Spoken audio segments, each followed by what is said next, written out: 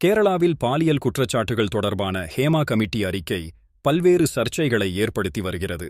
மலையாள நடிகர் சங்கமான் அம்மாவிலிருந்து தலைவர் மோகன்லால் உள்ளிட்ட 17 நடிகர்கள் ராஜினாமா செய்துள்ளனர்.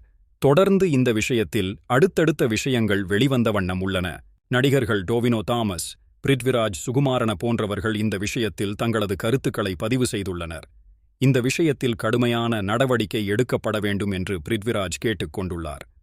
டோவினோ தாமஸோ மலையாள திரையுலகில் மட்டுமே இந்த பிரச்சினை இல்லை என்றுள்ளார்.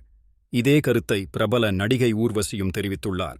இந்த விஷயம் குறித்துதான் அப்போதே காவல் நிலையத்தில் புகார் அளித்ததாகவும், ஆனால் இயக்குனர் தரப்பில் சமரசம் பேசப்பட்ட நிலையில் தன்னுடைய குடும்பத்தின் பாதுகாப்பை கருத்தில் கொண்டுதான் இந்த விஷயத்தில் புகார் அளிக்காமல் விலகிவிட்டதாகவும் தாரா லட்சுமி தெரிவித்துள்ளார். மலையாள திரையுலகில் வெளியாகியுள்ள பாலியல் குற்றச்சாட்டுகளுக்கு இன்னும் விடை காணப்படாத நிலையில் தற்போது இந்த விவகாரம் சின்னத்திரைக்கும் வந்துள்ளது. மேலும் அதிர்ச்சியை ஏற்படுத்தியுள்ளது. இன்னும் அடுத்தடுத்த நாட்களில் அடுத்தடுத்த புகார்கள் வெளியாகும் என்று எதிர்பார்க்கப்படுகிறது.